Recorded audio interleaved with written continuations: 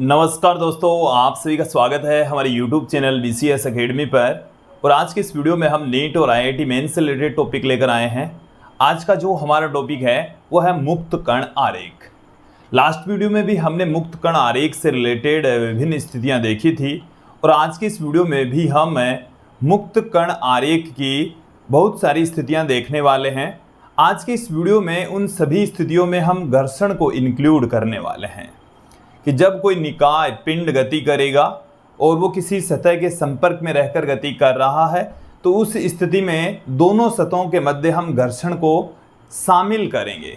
और घर्षण को शामिल करने के पश्चात जो पिंड है उसके एक्सेलरेशन, डोरियों में उत्पन्न तनाव आदि के फॉर्मूले आज के इस वीडियो में देखने वाले हैं।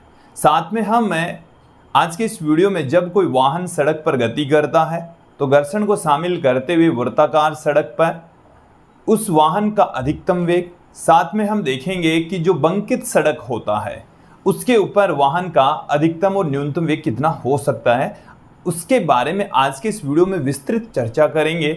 इन पर आधारित न्यूमेरिकल क्वेश्चंस भी देखने वाले हैं। तो आज का जो वीडियो है वो फ्री बॉडी डायग्राम पर आधारित है और काफ़ी महत्वपूर्ण वीडियो होने वाला है।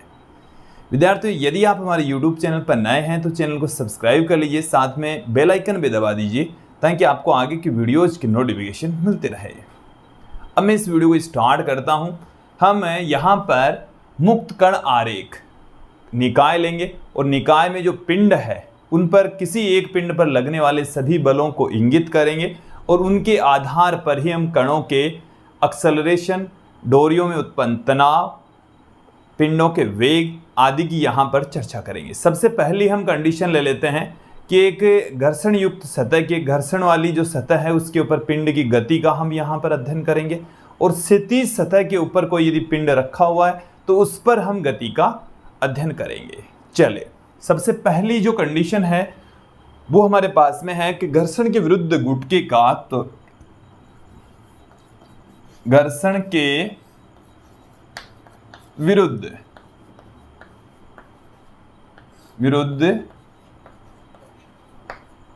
गुटके का त्वरण, घर्षण के विरुद्ध गुटके का एक्सेलरेशन कितना है ये हम देखने वाले हैं, समझने वाले हैं। इसमें भी मैं पहली कंडीशन ले लेता हूं कि जो गुटका है वो क्षैतिज सतह के ऊपर गति करे, कि क्षैतिज तल पर गुटके का त्वरण, क्षैतिज तल पर गुटके का त्वरण, क्षैतिज सतह के ऊपर गुटके का एक्सेलरेशन कितना होगा ये हम देख लेते हैं। हम घर्षण को यहाँ पर इंक्लूड कर लेते हैं। क्षैतिज सतह के ऊपर हम गुटके की गति लास्ट वीडियो में देख लिए है, बट वहाँ पर घर्षण हमने शून्य लिया था। यहाँ पर हम एक खुरदरी सतह लेकर चल रहे हैं और इससे खुरदरी सतह के ऊपर ये हमने ले लिया एक पिंड जिसका द्रव्यमान है स्मॉल m। इसका द्रव्यमान कितना है? Small m। और इसको एक बाह्य बल कैपिटल F लगाकर खींचा जा रहा है। देखिए विद्यार्थियों, इसमें हम यहाँ पर इस पर लगने वाले सभी बलों को इंगित कर देते हैं। सब देखिए, इसके ऊपर गुरुत्वीय बल नीचे की ओर काम करेगा mg, इसके ऊपर की ओर काम करेगा अभिलंब प्रतिक्रिया बल। और देखिए सतह से पीछे की ओर, मैं इसको इस पिंड पर लगने वाले बल को दिखा दूं, ये पीछे की ओर काम कर रहा है Fs, जो अधिकतम जो बल है ना Fs मैक्सिमम लग रहा है, ये Fs मैक्सिमम लग रहा है, Fs मैक्सिमम, जिसको हम सीमांत घर्षण बल कह रहे हैं, क्योंकि जब ये गतिशील अवस्था में भी आ जाएगा तो गतिक घर्षण बल है वो सीमांत घर्षण बल से थोड़ा सा ही कम होता है, तो Fs मैक्सिमम कह सकते हैं, या इसको स्मॉल f से भी कई जगह पर दिखा दिया जाता है। ओके, देखिए कि यदि इस स्थिति के अंदर बाह्य बल लगाने से ये जो निकाय है, पिंड है, वो यदि a त्वरण से इधर गति कर रहा हो, a त्वरण से इधर गति कर रहा हो, तो यहाँ पर देखिए इक्वेशन हमारे पास में कौन कौन सी निकलेगी। एक तो r बराबर तो हमें मिल चुका है mg, r और mg दोनों क्या होंगे? इक्वल होंगे, बराबर होंगे। दूसरी सिचुएशन देखें, इस पिंड के ऊपर क्षैतिज दिशा में लगने वाला जो बल है वो F है और Fs इसकी विपरीत दिशा में लग रहा है। फाइनली इसका जो एक्सेलरेशन है वो A है। तो ma बराबर कितना हो गया, F माइनस Fs, या गति घर्षण बल लगता है, जैसे मान लो ये गति कर रहा है तो F के ही लिखें, ज़्यादा अच्छा रहेगा कि यहाँ पर क्या कर दें F के, या आप यहाँ पर Fs मैक्सिमम भी कर सकते हैं, लेकिन वो नियरली वैल्यू होती है, तो मैं यहाँ पर F के ही पुट कर देता हूँ, ज़्यादा बेटर रहेगा। तो यहाँ से इस निकाय का जो एक्सेलरेशन है वो कैपिटल F जो कि बाह्य बल है, माइनस में F के जो कि घर्षण बल है, अपॉन m इसके तुल्य रहेगा। ओके, ये हमारे पास में एक्सेलरेशन रहेगा निकाय का त्वरण। ये तो है जब क्षैतिज तल के ऊपर हमने किसी गुटके को रखा और बाह्य बल लगाया, उस कंडीशन में, उस स्थिति में उस पर लगने वाला बल। अब मैं यहाँ पर देखिए, ये आपको इन चीज़ों को रटने की आवश्यकता नहीं है। आपको ऐसी सिचुएशन मिले तो तुरंत वहीं घटकों में वियोजन करके देखो, इसमें कोई विशेष टाइम नहीं लगने वाला। इनको आप रटेंगे तो पार नहीं पड़ने वाली, ये तो आसान सिचुएशन है। इसको आप रट भी लेंगे, फॉर्मूला रट भी लेंगे, तो बहुत सारी सिचुएशन हो सकती है, और बहुत सारी सिचुएशन को आप रट नहीं सकते। उससे अच्छा आप अच्छे से इसको समझें, और न्यूमेरिकल क्वेश्चन ज़्यादा से ज़्यादा करेंगे तो आपकी प्रैक्टिस बढ़ेगी, और प्रैक्टिस बढ़ेगी तो आपकी स्पीड ऑटोमेटिकली बढ़ जाएगी। देखिए, स्पीड भी चाहिए, स्पीड प्लस एक्यूरेसी दोनों चाहिए। ऐसा नहीं कि आपको क्वेश्चन आ रहा है, आप धीरे धीरे आराम से कर रहे हैं, उसमें 5 मिनट लगा रहे हैं तो भी पार नहीं पड़ने वाली, और आपकी स्पीड बहुत ज़्यादा है लेकिन गलतियां हो रही है तो भी काम नहीं चलने वाला। स्पीड प्लस एक्यूरेसी दोनों चाहिए, और इसके लिए सिर्फ और सिर्फ प्रैक्टिस ही उपाय है, इसके अलावा दूसरा कोई तरीका नहीं है। जितनी ज़्यादा आप प्रैक्टिस करेंगे आपकी स्पीड बढ़ेगी, एक्यूरेसी भी बढ़ेगी। ओके, देखिए मैं यहाँ पर दूसरी जो स्थिति है वो ले लेता हूँ, नत समतल पर या नत तल पर, नत समतल पर पिंड की गति, पिंड की गति। यहां पर देखें आप, हमारे पास में एक नत तल है, नत तल इस तरीके से, ये जो एंगल है वो हम थीटा कंसीडर कर लें, और ये जो द्रव्यमान है वो मैं लेकर चल रहा हूं स्मॉल m। द्रव्यमान कितना है, स्मॉल m। देखो ये नत तल एक बार समझ लीजिए इसे अच्छे से। नत तल का मतलब हो गया क्षैतिज से किसी एंगल विशेष पर झुका हुआ सतह, तो उसको हम नत समतल, नत तल कहेंगे। स्मॉल m द्रव्यमान का पिंड इसके ऊपर रखा हुआ है, तो इस पर गुरुत्वीय बल नीचे की ओर काम करेगा mg, प्रतिक्रिया बल काम करेगा कैपिटल R। और देखिए यदि ऐसी सिचुएशन होती है तो देखो मेरी बात को सुनना, समझिए। इस mg को मैं घटकों में वियोजित कर देता हूँ, ये एंगल हो जाएगा थीटा, तो इस डायरेक्शन में ये बल हो जाएगा mg cos थीटा, और इस डायरेक्शन में इसका जो घटक है वो हो जाएगा mg sin थीटा। ओके, ये घटक हो जाएंगे।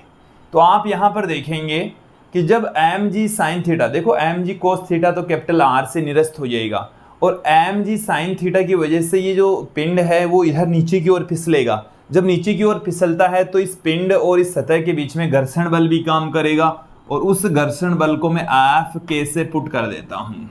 किससे लिख दिया मैंने, F के से पुट कर दिया है। ओके, तो यहाँ पर आप देखें, हम फाइनली ये कंसिडर कर लें कि इधर जो निकाय है, जो पिंड है वो A त्वरण से गति कर रहा है। देन यहाँ पर हमें क्या मिल जाएगा, देखेंगे बाह्य बल नहीं लग रहा है इसमें, हमने इसमें अभी फिलहाल कोई बाह्य बल नहीं दिखाया है, नहीं लगाया है। बिना बाह्य बल के, गुरुत्व बल के अधीन ही ये नीचे की ओर A त्वरण से गति कर रहा है। देखिए इस सिचुएशन के अंदर हमें क्या क्या मिलने वाला है, R बराबर mg cos थीटा। R तो किसके इक्वल हो जाएगा, mg cos थीटा। आमने सामने के बलों को हम इक्वल पुट कर देंगे।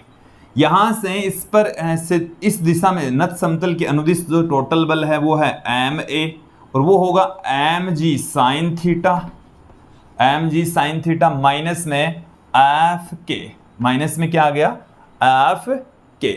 ओके, देखिए A बराबर क्या मिल गया हमें, A बराबर हमें मिल चुका है g sin theta, g sign theta minus में देखो एफ के स्थान पर म्यू के इंटू आर लिख सकते हैं हम, म्यू के इंटू आर ऐसा पुट कर सकते हैं। और आर बराबर बट्टे में देखो एम भी है, बट्टे में एम, क्योंकि यहां से एम का भाग लगाया ना हमने, तो ए बराबर हमें क्या मिल जाएगा, जी साइन थीटा। म्यू के आर की वैल्यू है एम जी कोस थीटा, तो एम से एम कैंसिल हो गया, जी कोस थीटा ये मिल चुका है। जी भी यहां से कॉमन आ जाएगा, साइन थीटा भी कॉमन लेना चाहें तो साइन थीटा भी कॉमन ले सकते हैं। ओके, बट कुल मिलाकर एक्सेलरेशन ये हमें मिलने वाला है। निकाय का जो एक्सेलरेशन है वो जी साइन थीटा माइनस म्यू के जी कोस थीटा के इक्वल होने वाला है। ओके, यहां तक आपको अच्छे से समझ में आ जाना चाहिए, क्लियर हो जाना चाहिए। यहां तक क्लियर हो गया। अब देखिए मैं इसी नत समतल के ऊपर ही पिंड के ऊपर मैं क्या लगा देता हूं, एक बाह्य बल भी आरोपित कर देते हैं कि जैसे मान लीजिए नत समतल के ऊपर ही पिंड लुढ़क रहा है, साथ में एक बाह्य बल भी लग रहा है, तो उस स्थिति में क्या हो जाएगा। देखिए सिचुएशन तो वही है, नत समतल पर पिंड पर यदि बाह्य बल काम और करने लग जाए तो उस स्थिति में जो फ्री बॉडी डायग्राम है वो क्या हो जाएगा, वो देख लेते हैं। देखिए ये हमारे पास में नत समतल है इस तरीके से, और ये इधर हमने रख दिया है पिंड। ओके, ये हमने पिंड रख दिया। बोर्ड पर फोकस करें तो इस पिंड के ऊपर देखिए यहाँ पर कौन कौन से बल लगने वाले हैं। ये है एम जी, और इस डायरेक्शन में इसका घटक हो जाएगा एम जी कोस थीटा, इस डायरेक्शन में इसका घटक हो जाएगा एम जी साइन थीटा, फिर इस डायरेक्शन में प्रतिक्रिया बल कैपिटल आर। अब देखो हम बाह्य बल लगा देते हैं, बाह्य बल लगाओगे उसके हिसाब से घर्षण बल लगेगा, इस पिंड की गति के हिसाब से घर्षण बल लगेगा। अब जैसे मान लीजिएगा आपने बाह्य बल लगा दिया इधर, और बाह्य बल इस एम जी साइन थीटा से ज़्यादा लग रहा है, तो देखिए बाह्य बल के प्रभाव में यदि पिंड ऊपर की ओर गति करने लग जाए देन यहाँ से घर्षण बल उसकी विपरीत दिशा में काम करेगा। और बाह्य बल आप इधर खींच रहे हैं नीचे की ओर, तो बाह्य बल की विपरीत दिशा में मतलब पिंड की गति की विपरीत दिशा में घर्षण बल काम करेगा। आपकी जो इच्छा हो उधर आप बाह्य बल कंसीडर कर लीजिए। मैं यहाँ पर इस डायरेक्शन में बाह्य बल ले लेता हूँ कैपिटल एफ, और हम यह भी कंसीडर कर लेते हैं कि बाह्य बल के फलस्वरूप जो पिंड है वो ए त्वरण से नत समतल के अनुदिश ऊपर की ओर गति कर रहा है। तो यहाँ पर इधर इस डायरेक्शन में घर्षण बल काम करेगा, और वो घर्षण बल है एफ के। कितना लग रहा है, एफ के। तो इस पर लगने वाले सभी बलों को मैंने इंगित कर दिया है, और यहाँ से हम एक्सेलरेशन ज्ञात कर लेते हैं। चलिए देख लीजिए, आमने सामने के बलों को इक्वल पुट कर देंगे, then capital R equal to क्या आ जाएगा, एम जी कोस थीटा। ये तो इस डायरेक्शन में लगने वाले परिणामी बल आ चुके हैं। फिर देखिए एम ए, इस डायरेक्शन में एम ए लग रहा है, तो एफ माइनस में क्या लग रहा है, M G sine theta, minus में ही लग रहा है एफ के, माइनस में ही क्या लग रहा है, एफ के। तो एम ए बराबर कैपिटल एफ बाह्य बल माइनस में M G sine theta minus में एफ के हो जाता है म्यू के इंटू आर, और आर का मान आप चाहें तो M G cos theta put कर सकते हैं। तो म्यू के एम जी कोस थीटा, ये एम ए आ गया है। क्या आ गया है, एम ए। तो ये अलग अलग सिचुएशन हम ले सकते हैं, और अलग अलग सिचुएशन के आधार पर मैंने यहाँ पर जो पिंड है उसका एक्सेलरेशन आपके सामने पुट कर दिया है। एक क्वेश्चन अब मैं ले लेता हूँ। यहाँ पर हमारे पास में एक नत समतल है, और उस नत समतल पर 12 किलोग्राम का पिंड रखा हुआ है। चलिए एक बार इस क्वेश्चन को समझेंगे।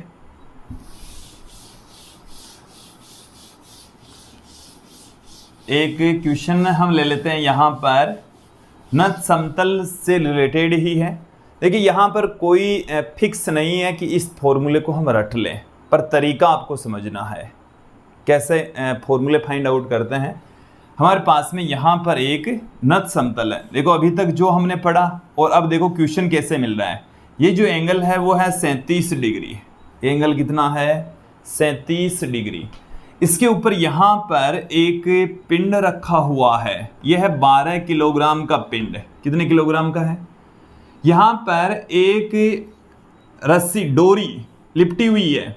देखो इसको समझना आप कि इससे ऐसे कोई डोरी एक भाग पर लिपटी हुई है। जैसे ये पिंड चलता है इधर, ये डोरी यहाँ से निकल रही है। इस डोरी में तनाव कैपिटल टी है।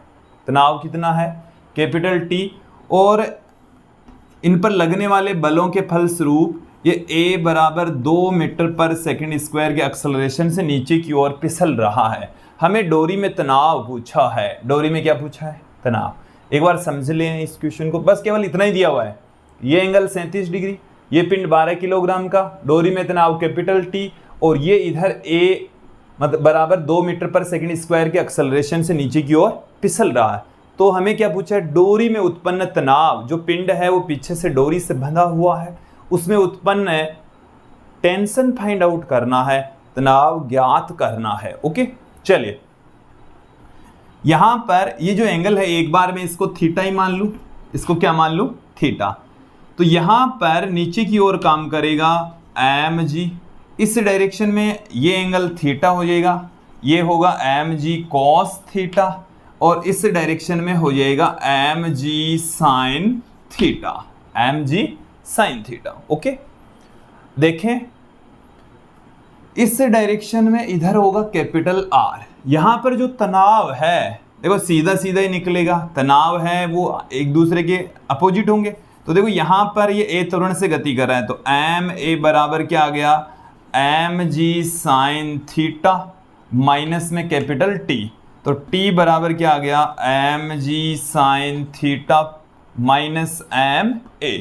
सबकी वैल्यू पुट कर देते हैं।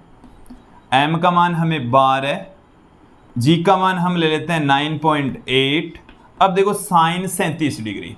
ये जो ट्राइंगल आप देख रहे हैं, इस ट्राइंगल के अंदर एंगल है 37 डिग्री। जब ये एंगल 37 डिग्री होता है तो ये वाली भुजा 3, ये वाली भुजा 4 और ये वाली भुजा 5 होती है। तो साइन 37 डिग्री बराबर लंब तो हो गया 3 बट्टे में आधार हो गया, सॉरी कर्ण हो गया 5। तो ये आ गया 3 बट्टे में 5 माइनस में 12 इंटू 2। तो देखो यदि इसको 10 ले लेते तो ये 2 बार में कट जाता, 6 हो जाता 36। 6 को आप 72 से गुणा कर देते तो वहाँ से कैलकुलेशन कर देते अलग होता। तो यहाँ से कैलकुलेशन करते ही हमारे पास में क्या आ जाएगा? फाइनल आंसर आ जाएगा। ओके, तो ये था एक क्वेश्चन। अब में हम थोड़ा सा और आगे बढ़ते हैं। हम फ्री बॉडी डायग्राम से रिलेटेड उन सिचुएशन को लेकर चलेंगे जिसमें वाहन गति करेगा। समतल वृत्ताकार सड़क पहले ले लेते हैं, फिर बंकित वृत्ताकार सड़क लेकर चलेंगे। 2 स्थितियां और देखने वाले हैं।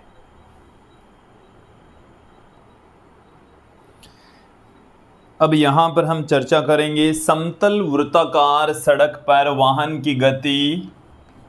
हमारे पास में समतल सड़क है, घुमावदार समतल वृत्ताकार सड़क पर वाहन की गति देखिए। हम एक सड़क लेंगे, वृत्ताकार सड़क लेंगे, उसकी रेडियस हम r कंसीडर कर लेंगे, स्मॉल r कंसीडर कर लेंगे, क्योंकि कैपिटल R को तो हम प्रतिक्रिया बल से पुट कर रहे हैं। देखिए कोई भी पिंड यदि वृत्ताकार पथ पर घूम रहा है तो उसे घुमाने वाला एक बल अवश्य ही होगा। ये मेरी बात को ध्यानपूर्वक सुन लीजिए। जैसे हम किसी डोरी से बांधकर पिंड को घुमा रहे हैं तो डोरी में जो तनाव क्रिएट होता है वो तनाव उस पिंड को वृत्ताकार पथ में घुमाने का काम करता है। ठीक उसी प्रकार से पृथ्वी के चारों ओर उपग्रह चक्कर लगा रहे हैं तो उन उपग्रहों पर पृथ्वी के द्वारा एक गुरुत्वीय बल लगता है जिसके कारण से वो वृत्ताकार पथ पर चक्कर लगाते हैं। ठीक उसी प्रकार से ही इलेक्ट्रॉन नाभिक के चारों ओर वृत्ताकार पथ में चक्कर लगाता है, क्योंकि उन इलेक्ट्रॉनों पर नाभिक के द्वारा विद्युत आकर्षण बल लगता है। तो कोई पार्टिकल यदि वृत्ताकार पथ पर चक्कर लगा रहा है, इसका मतलब ये हुआ कि उस पार्टिकल के ऊपर कोई ना कोई एक बल है जो उसे वृत्ताकार पथ में घुमाने का काम करता है। देखिए, वृत्ताकार पथ में घुमाने के लिए एक बल की आवश्यकता होती है जो कि परिधि से केंद्र की ओर लगेगा, वो अभिकेंद्रीय बल प्रदान करता है। कोई ना कोई बल ऐसा होगा जो उसे अभिकेंद्रीय बल प्रदान करता है। अब जैसे हमारे पास में कोई एक वृत्ताकार सड़क है, ये मैं एक सड़क का हिस्सा ले लेता हूँ यहाँ पर, ओके, और इस सड़क के ऊपर इस तरीके से ये एक वृत्ताकार सड़क है और इस वृत्ताकार सड़क पर कोई वाहन चल रहा है। ऐसे कोई वाहन है, ये क्या है? कोई वाहन। स्मॉल m इसका द्रव्यमान है। इस वृत्ताकार सड़क की जो रेडियस है वो स्मॉल r है। तो देखिए, इस के ऊपर इधर केंद्र की ओर एक बल ऐसा काम करेगा जो इसे घुमाने का काम करेगा। जैसे ये जो वाहन है वो सीधी सड़क पर चल रहा है, तब तो कोई दिक्कत ही नहीं है, पर जब ये ऐसे घुमा रहा है तो घुमाने वाला एक बल अवश्य चाहिए, क्योंकि नहीं तो ये पलट जाएगा बाहर की ओर पलट जाएगा। तो देखिए, यहाँ पर एक अंदर की ओर जो बल काम करता है वो यहाँ पर है घर्षण बल। कौन सा बल काम करेगा? घर्षण बल काम करेगा, जिसको हम ऐप से पुट कर रहे हैं। बाहर की दिशा में जो वृत्ताकार सड़क है इस तरीके से है, ऐसे घूम रहा है, तो बाहर की ओर है आभासी अपकेंद्रीय बल काम करेगा। और F का मान या Fs यदि आप लेकर चलते हैं, जो आवश्यक अभिकेंद्रीय बल होता है वो इस घर्षण बल से प्राप्त होता है। तो देखिए, जो आवश्यक अभिकेंद्रीय बल है वृत्ताकार पथ में घुमाने के लिए किसकी आवश्यकता होती है? अभिकेंद्रीय बल की आवश्यकता होती है। आवश्यक जो अभिकेंद्रीय बल है वो इस कार को कहां से मिलता है? घर्षण बल से प्राप्त होता है। घर्षण से प्राप्त होता है। किससे प्राप्त होगा? घर्षण से प्राप्त होता है।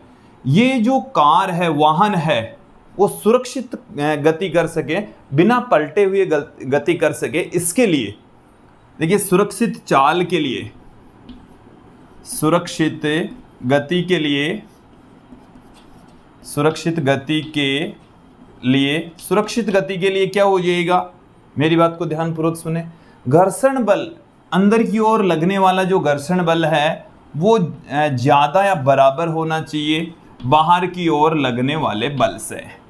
ठीक है, ये जो बल है इसको कई जगह पर F से पुट भी कर देते हैं कि ये जो घर्षण बल है वो स्थितिक घर्षण बल है। स्थितिक घर्षण बल से ये बाहर की ओर फिसलने से रोकता है, ये बाहर की ओर इस वाहन को फिसलने से रोकने का कार्य करता है।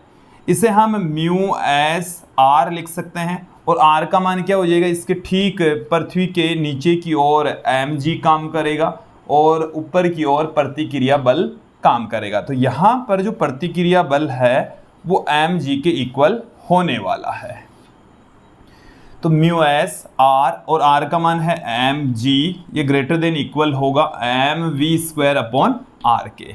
यहाँ से m कैंसिल हो जाएगा, क्या आ जाएगा हमारे पास? μs rg greater than equal to v², और वाहन का जो वेग है, अधिकतम सुरक्षित चाल है, तो ये आएगा हमारे पास में, ये वाला आता है μs rg, ये फॉर्मूला है। और अधिकतम सुरक्षित चाल मैक्सिमम कितनी हो सकती है? इससे कम हो सकती है। और अधिकतम कितनी हो सकती है? जब बराबर का हम साइन ले लेंगे तो ये अधिकतम हो सकती है। ये क्या हो सकती है?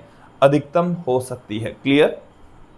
ये समझ में आ जाना चाहिए। ओके, अब मैं थोड़ा सा और आगे बढ़ता हूँ कि देखिए, वाहन जो वृत्ताकार पथ पर गति करेगा तो उसके बाहर की ओर फिसल लेगा। जैसे आप ये समझें कि ये जैसे हमारे पास में सड़क है, जैसे ही ये ऐसे टर्न लेता है तो ये बाहर पलटने की संभावना है, क्योंकि जो वाहन है जिस दिशा में गति कर रहा है वो उसी दिशा में ही गति करना चाहता है। अब यदि उसकी दिशा और वेग यदि आप बदलना चाहते हैं तो बल लगाना पड़ेगा। तो अंदर की ओर यहाँ पर जो बल लग रहा है ना, वो घर्षण बल लग रहा है। घर्षण बल के कारण से ये बाहर नहीं फिसल पा रहा, और यदि कई बार फिसल भी रहा है तो यहाँ पर घर्षण बल कम है, बाहर की ओर जो अपकेंद्रीय बल लग रहा है वो ज़्यादा है। और आगे की बात समझ में, जब वृत्ताकार पथ में कोई कण या तंत्र गति करता है तो आभासी बल केंद्र से दूर की ओर काम करेगा, उसका परिमाण अभिकेंद्रीय बल के इक्वल ही होता है।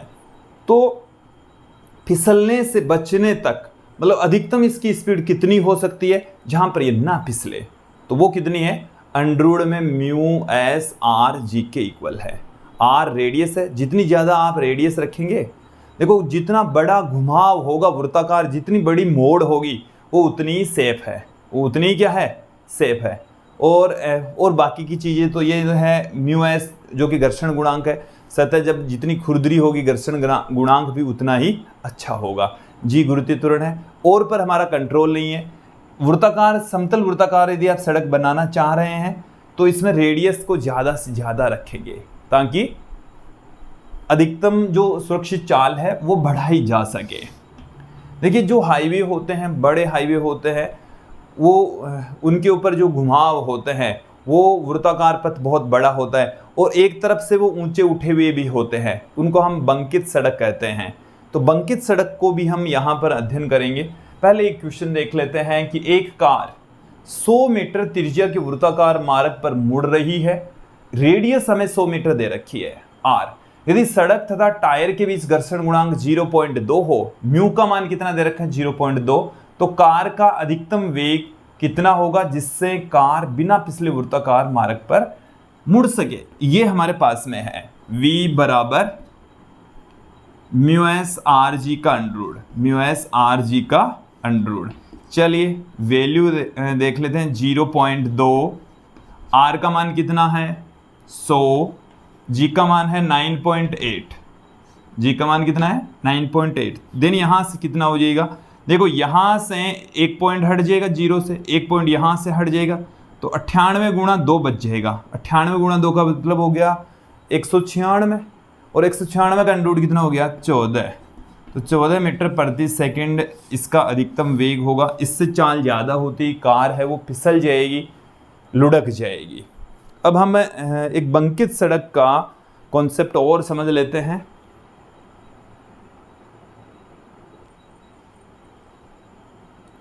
विद्यार्थियों अंतिम स्थिति अब देख लेते हैं। बंकित वृत्ताकार सड़क पर वाहन की गति, हमारे पास में सड़क है और उस पर मोड़ है। वृत्ताकार का मतलब क्या हो गया, मोड़ है। अब यहाँ पर आप समझें कि जो वृत्ताकार मोड़ है उसको ज़्यादा सुरक्षित बनाने के लिए हम क्या करते हैं, सड़क के एक किनारे को थोड़ा सा ऊपर उठा देते हैं। कैसे उठाते हैं, आपने मोड़ पर देखा होगा कि जैसे छोटे गांवों में जो सड़क है उनके मोड़ तो एकदम समतल वृत्ताकार मोड़ होते हैं, जो हमने पहली सिचुएशन देखी इससे जस्ट पहले वाली उसकी भांति। लेकिन जो हाईवे होते हैं उनके ऊपर रोड को एक तरफ से थोड़ा सा ऊंचा कर देते हैं, एक तरफ से नीची होती है, मोड़ होती है वहीं पर होता है, तो एक तरफ से नीची दूसरी तरफ से, तो उसके बाहर की ओर फिसलने का डर है वो थोड़ा सा कम हो जाता है, ज़्यादा सेफ हो जाती है। तो ऐसा करने से क्या होता है, अंदर की ओर जो घर्षण बल है वो अंदर की ओर जो अभिकेंद्रीय बल है वो थोड़ा सा बढ़ जाता है। अंदर की ओर लगने वाला जो घर्षण बल है वो थोड़ा सा क्या हो जाता है, अंदर की ओर अभिकेंद्रीय जो बल है, परिणामी अभिकेंद्रीय बल है वो थोड़ा सा इंक्रीज हो जाता है। कैसे समझ लेते हैं। हमारे पास में वृत्ताकार सड़क है और वो एक तरफ से ऊंची उठी हुई है और यहाँ से ये ऊंची उठ गई है। मैं थोड़ा सा इस डायग्राम को दोबारा बना रहा हूँ ताकि थोड़ा सा नीचे बना देते हैं, समझने में थोड़ी आसानी रहेगी। ये इस तरीके से हमारे पास में ये जो एंगल है वो है थीटा, ये है सड़क की चौड़ाई और ये एक सिरा इसका इतना ऊपर उठा हुआ है। जैसे मैं कंसिडर कर लूँ कि इंच ऊंचाई तक ऊपर उठ गया है। ये ऐसे है, ऐसे सड़क है, ऐसे इस तरीके से, थोड़ा सा समझने 3D में है। इस तरीके से रोड है, इसके ऊपर से ऐसे वाहन चल रहा है, ओके, ताकि ये बाहर की ओर ना फिसले। चलिए यहाँ पर मैं ये वाहन ले लेता हूँ, ये वाहन की हेडलाइट हो गई है और ये इसके दोनों टायर हो गए हैं, ये इस पूरी की पूरा वाहन हो गया, ये इसका ड्राइवर हो गया। ऐसे वाहन है, वाहन का द्रव्यमान है स्मॉल m, ये v वेग से r त्रिज्या की वृत्ताकार सड़क पर गति कर रहा है और सड़क और वाहन के टायरों के मध्य घर्षण गुणांक μs है, ओके। चलिए इस पर लगने वाले बलों की मैं व्याख्या कर देता हूँ। एक तो नीचे की ओर बल काम कर रहा है, मैं थोड़ा सा और बड़ा दिखा दिया ताकि इसको आसानी से हम दिखा सकें, mg। इस पर एक अभिलंब प्रतिक्रिया बल इधर काम कर रहा है, वो है कैपिटल R वो कितना है, कैपिटल R। अंदर की ओर यहाँ पर घर्षण बल काम कर रहा है Fs, और बाहर की ओर काम कर रहा है अपकेंद्रीय बल mv²/r। ये सब कुछ बल यहाँ पर काम करेंगे। बाकी इन बलों को हम घटकों में वियोजित कर देते हैं। बाकी हम इन बलों को हम क्या कर देंगे, घटकों में इनका वियोजन कर देते हैं। हमें देखिए वेग की वैल्यू चाहिए, तो हम क्या करेंगे, इस वेग वाले पार्ट को घटकों में वियोजित न करके इनको हम घटकों में वियोजित कर देते हैं, थोड़ा सा आसान काम हो जाएगा। चलिए मैं इसको यहाँ पर एक रेखा खींच लेता हूँ, यहाँ पर एक खींच लेता हूँ। ये जो एंगल थीटा, तो ये एंगल कितना हो जाएगा, थीटा। ये 90 माइनस थीटा, ये कितना हो जाएगा, थीटा। आर का इस डायरेक्शन में घटक हो गया आर कोस थीटा, इस डायरेक्शन में घटक हो गया R sine theta. F S का इस डायरेक्शन में घटक हो जाएगा एफ एस कोस थीटा, और इस डायरेक्शन में इसका घटक हो जाएगा एफ एस साइन थीटा। ये घटकों में मैंने वियोजन कर दिया है। यहाँ तक आपको अच्छे से समझ में आ जाना चाहिए, ठीक है। अब देखें आप, यहाँ पर दो इक्वेशन हम आमने सामने के घटकों को इक्वल पुट कर देंगे। तो इधर जो वैल्यू है, इधर जो वैल्यू है वो लिख देता हूँ मैं एम जी, इधर दूसरा बल लग रहा है प्लस में एफ एस साइन थीटा, बराबर में लग रहा है आर कोस थीटा। मुझे वैल्यू चाहिए एम जी की, अभी थोड़ी देर में पता लग जाएगा आपको कि एम जी हमें क्यों चाहिए। ये आ गई हमारे पास में इक्वेशन नंबर 1। इसी प्रकार से क्षैतिज घटक देखिए mv²/r बराबर हो जाएगा, इधर क्या हो जाएगा, बराबर में r sine theta plus F S cos theta, और ये आ गई इक्वेशन नंबर 2। अब हम इक्वेशन नंबर 2 के अंदर किसका भाग लगा दें, 1 का भाग लगा दें। 2 में किसका भाग लगा दें, 1 का भाग लगा दें। तब देखिए mv²/r बट्टे में mg बराबर, यहाँ पर हमारे पास में पड़ा है r sine theta plus F S कोस थीटा अपॉन mg। तो mg का मान क्या है, r कोस theta minus F S sine theta. Okay, ये है। यहाँ से m कैंसिल हो गया, v² में rg बराबर r से, अब देखो यहाँ पर ध्यान देना, r sine theta plus mu S into R cos theta upon, क्योंकि जो एफ एस है वो क्या है, एफ एस होता है वो क्या होता है, म्यू एस इंटू आर ही तो होता है। ओके, ये तो हमने घर्षण वाले टॉपिक में ही देख लिया था ये फॉर्मूला। तो देन यहाँ से क्या मिल जाएगा, R cos theta minus mu S R sine theta. v² equal to R G को मैंने इधर गुणा कर दिया, r ऊपर से कॉमन लेकर, नीचे से कॉमन लेकर कैंसिल कर दिया। ऊपर से मैं साइन थीटा भी कॉमन ले लेता हूँ, तो यहाँ पर बच गया 1, यहाँ पर बच गया म्यू एस, साइन थीटा का भाग लगाएंगे तो ये हो गया टेन थीटा अपॉन, यहाँ पर भी मैं साइन थीटा कॉमन ले लेता हूँ तो ये बच गया टेन थीटा माइनस में mu S, sorry cos theta में कॉमन ले रहा हूँ, सॉरी यहाँ पर आप ध्यान देंगे, दोबारा देखिए मैं ले रहा हूँ cos theta common. Cos theta यदि हम कॉमन लेंगे तो यहाँ पर तो क्या बच गया, टेन थीटा प्लस में कोस थीटा और आर तो कट गया, म्यू एस बच गया। कोस थीटा कॉमन ले रहे हैं तो यहाँ पर 1 माइनस में म्यू एस टेन थीटा, ये आ गया हमारे पास में। ये आ गया वेग का जो फॉर्मूला है। चले मैं यहाँ पर ही पुट कर देता हूँ, आप देखेंगे क्या आपको दिखाई दे रहा है यहाँ पर, R G mu S plus tan theta upon 1 minus mu S tan theta, ये आ गया हमारे पास में। ओके, अब देखें ये जो फॉर्मूला है वो है बंकित वृत्ताकार सड़क पर वाहन की वेलोसिटी का, जो कि आर के ऊपर डिपेंड कर रहा है, जी पर, म्यू एस पर और थीटा के ऊपर डिपेंड करता है।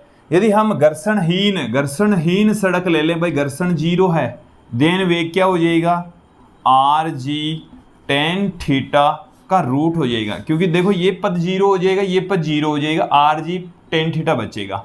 इतनी वेलोसिटी होगी जब म्यू एस कितना हो जाए, 0 हो जाए, 0 हो जाए। ओके, तो विद्यार्थियों बंकित सड़क पर ये वाला फॉर्मूला आपको ध्यान रखना है, ये वाला फॉर्मूला आपको ध्यान में रखना है। ये अधिकतम वेग का फॉर्मूला है। बंकित वृत्ताकार सड़क पर वाहन की अधिकतम जो वेलोसिटी है वो अंडर में आर जी इंटू में mu S plus tan theta upon 1 minus mu S tan theta के इक्वल होती है। और जब म्यू एस नहीं है, घर्षणहीन सड़क है, तब अंडर में आर जी टेन थीटा हो जाएगा। और देखो म्यू एस तो है लेकिन बंकन नहीं है, बंकन 0, थीटा बराबर 0 है, तब ये r mu S r g आ जाएगा, बस टेन थीटा इक्वल टू 0 आ जाएगा। तो म्यू एस आर जी जो हमने इससे ठीक पहले वाली सिचुएशन में पढ़ा वो वाला फॉर्मूला आ जाएगा। ओके, तो विद्यार्थियों ये था आज का हमारा वीडियो जिसमें हमने मुक्त कण आरेख से रिलेटेड घर्षण युक्त विभिन्न स्थितियों के बारे में चर्चा की, समझे, क्वेश्चंस देखें। आज की इस वीडियो में इतना ही।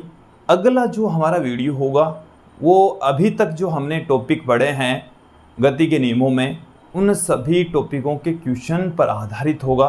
आप 2-3 वीडियो हम लेकर आएंगे क्वेश्चन के, और अच्छे से हम अध्ययन करेंगे। उन वीडियोज़ में हमने गत वर्षों के और एनसीईआरटी की जो पाठ्यपुस्तक है उनके प्रश्नों को हमने शामिल किया है। अच्छे क्वेश्चंस हम देखने वाले हैं। आज की इस वीडियो में इतना ही। अगले वीडियो में फिर मिलते हैं। धन्यवाद दोस्तों।